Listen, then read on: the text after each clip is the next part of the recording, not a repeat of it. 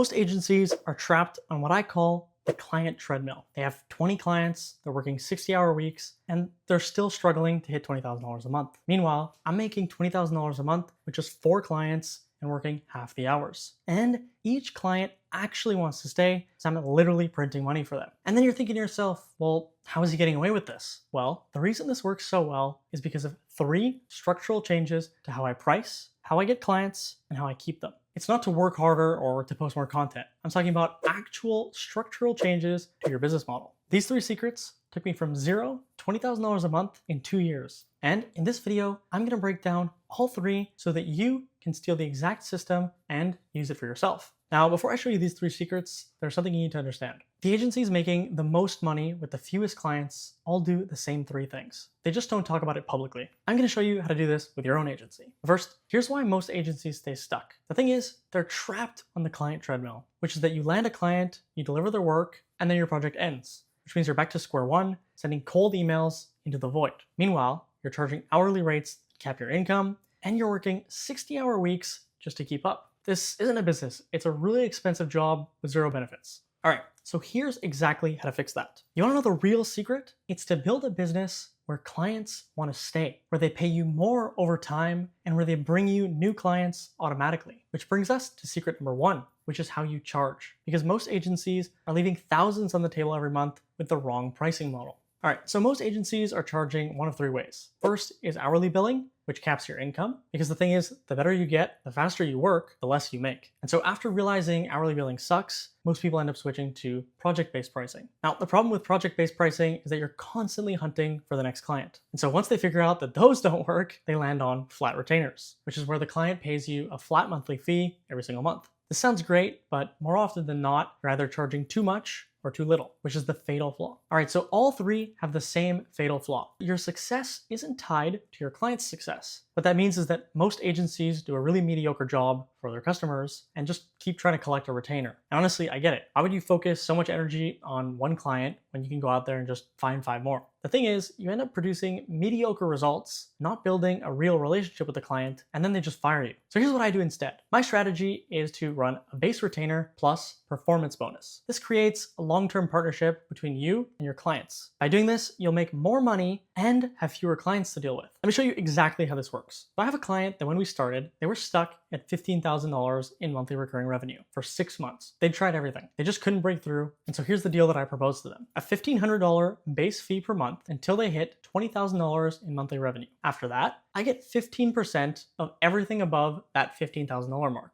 It's a really low risk offer for them, so it's an easy yes. And within 3 months, we took them from $15,000, $40,000 in monthly recurring revenue. What are my actual earnings now? The base fee is still $1,500 a month. The performance bonus is 15% of $25,000 because we did $40,000 minus the $15K baseline, which is $3,750 a month, meaning the total monthly recurring revenue from this client is $5,250, which keeps paying me every single month as long as they maintain that revenue. Now, here's why this structure is so powerful. For them, it's low risk. There's no equity given up. They can fire me anytime, but they won't because I'm printing money for them. So for me, I'm getting equity like upside, meaning that the more that they grow, the more that I make, which means that for both of us, our incentives are perfectly aligned. I only win when they win. I'm not checking off any boxes. I'm obsessed with growing their company because my paycheck actually depends on it, which flips you from being just another expense on their P&L statement to being their secret weapon for growth. So here's how to structure your performance bonus deals. All right, so here's the exact framework. Step 1 is to set a baseline. This could be an average of their revenue over the past 3 months, for example, or just even their best month. Step 2 is to choose the right metric. It doesn't have to be revenue. You could kind of use anything, whether it be revenue, ad spend, leads, just whatever moves their business. Step 3 is to pick your percentage. 10 to 20% is a great ballpark for small businesses, and 5 to 10% for larger businesses. Next, you're going to want to add a base retainer. This covers your costs while you prove your results. And step 5 is to set milestones, meaning when does the base increase and when does the bonus kick in? Now, here's a question. What if you can't deliver the results? Here's exactly how to protect yourself. Number one is to only work with clients who are ready. Don't take on businesses that are broken or have no product or product market fit, terrible metrics, or just no existing marketing that works at all. These deals only work when you're optimizing something that already has potential. Number two is to write up an actual contract when doing performance-based marketing. That way you both clearly understand the deal, and if things go well, you don't get screwed. This protects both of you. Number three is to choose the right metrics. Don't tie your compensation to things you can't control. I don't do bonuses, for example, based on total profit or company-wide revenue. If you're doing revenue, for example, you want it to be revenue that's part of a specific vertical in their business. All right, so let me paint a picture for you.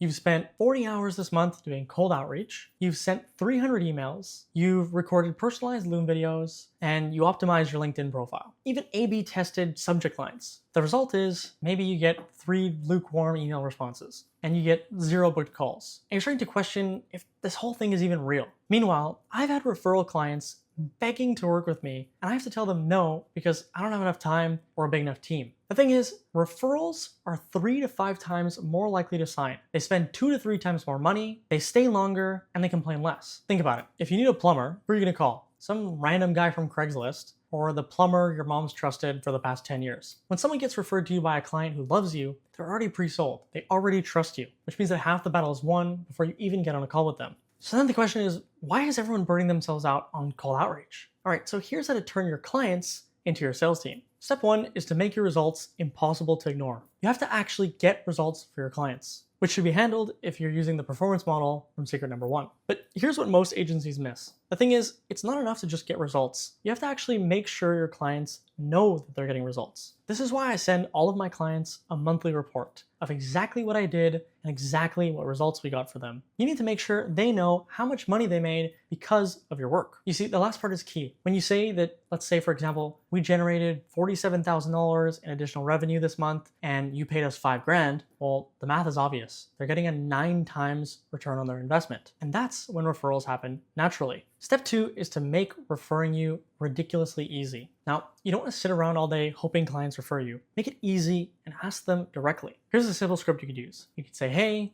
client name, we've grown your revenue by $25,000 per month over the last 3 months. I'm so glad this is working well. I have a quick question for you. Who else do you know in this industry who needs this kind of growth? And then you can make sure to tell them that you're taking on 2 new clients this quarter. Now, the reason this works is for a couple reasons. One, you remind them of the results, which is when you say, we've grown your revenue by X amount. Number 2 is that you're making it specific. You're asking them who they might know in the industry. And 3 is that you're creating scarcity by telling them that you're only taking on 2 new clients this quarter. You're not begging, you're offering to help people in their network. In fact, if they refer you and you do a good job for that person, that increases their own personal social status. Now, if you want to get people really fired up to give you referrals, just give them a commission for every client they refer. Something like $500 a client, for example. As long as the commission you're paying them is lower than if you had to get this client through ads or cold outreach, then you're doing amazing. In fact, all successful affiliate programs with any type of business that I've ever seen always pay the highest commission possible. The reason is because all those clients will always be better clients, so it's worth paying more for them. Let me show you how this compounds over time. In month 1, for example, you land your first client from cold outreach.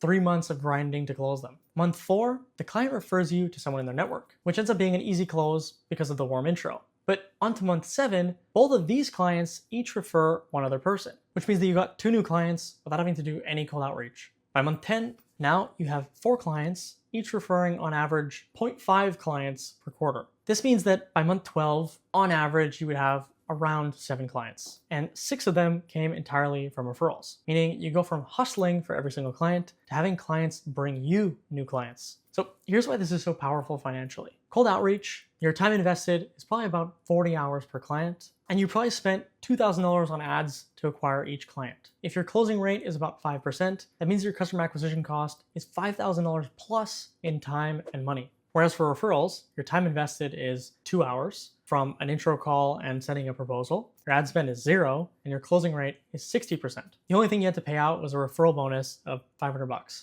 meaning your customer acquisition cost was $500. You're saving $4,500 per client, and they're better clients who are going to pay you more and stay longer. This brings me to secret number 3, which is that you have to master client lifetime value to outspend everyone. Secret number 3, and this is the real secret that separates agencies who are struggling at $5,000 a month from agencies who are dominating at $50,000 a month or more. The business that can spend the most to acquire a customer always wins. It's super simple. Let me give you an example. Let's say you wash windows and your average customer pays you $2,000 over the lifetime with you. That means that you can afford to spend about $500 to acquire them and still make $1,500 in profit. Your competitor, who only makes $500 per client, well, they can only afford to spend maybe $100 to acquire a customer, maybe $200-300 max. That means that you could spend at least double what they can spend, which means that when you're both bidding on Google ads or Facebook ads, you're going to outbid them and get all the leads, and they'll get nothing, which means that you win. This is how the big players dominate entire industries. It's not because they're working smarter or working harder. It's because they've figured out how to make more money from each customer, which lets them spend more to acquire them. In fact, I use this exact strategy with one of my clients to help them go from $600,000 a year to $3 million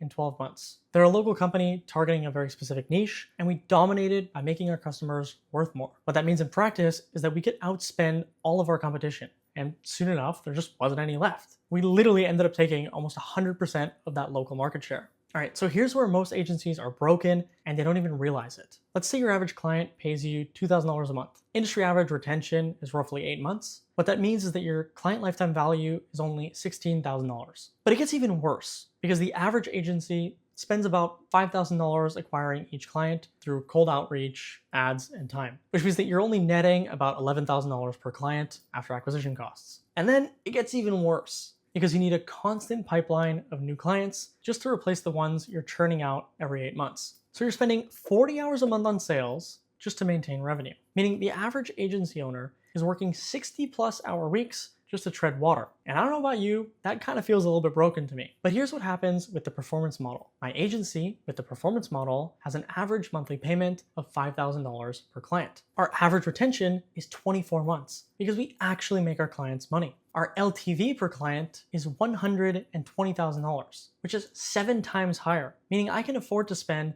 $12,000 per client acquisition, which is just 10% of LTV. Our actual spend is $500 though, because we get most of our clients through referrals, meaning our profit per client is $119,500. Okay, so here are the 3 ways to increase the lifetime value of your clients. Number 1 is to keep them longer, which is where the performance-based retainer model comes in from secret number 1. When you're actually growing their business and they're making more money because of you, they're not going anywhere. My average client retention is 24 months, whereas the industry average is 8. Why? It's simple. It's because I'm actually making them money. When they see a 5x or more return on what they pay me, firing me would be absolutely stupid. Number 2 is to upsell more services. This is called revenue expansion. If you're already doing full stack marketing for them with performance bonuses, there's not really much more you can sell them. But if you're just doing flat retainers, you need to get them to pay you more money. You can do this by offering them other services that they need or slowly move them up to higher tier plans. Number 3 is to increase your prices over time. This is called price expansion. When you've got proven results for 6 months, let's say, you can sit down with them and have a conversation about increasing your base retainer or adjusting your performance bonus split. They won't say no if, again, you're actually making them more money. All right, so here's what this all looks like when you put it all together.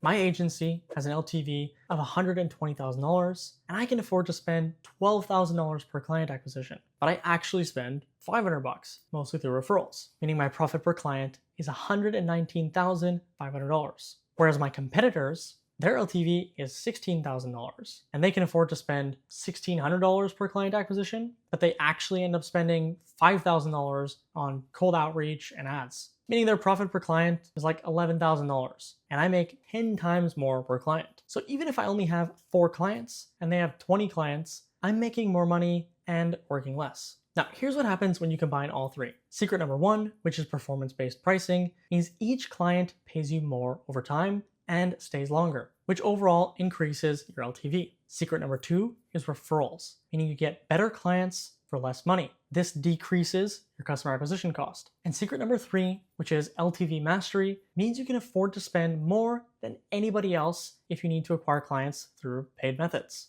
This gives you complete market domination. These 3 secrets work together to create a flywheel. Better clients pay more, they stay longer, they refer more people, you make more per client, which means that you can outspend your competition, and you can even get better clients.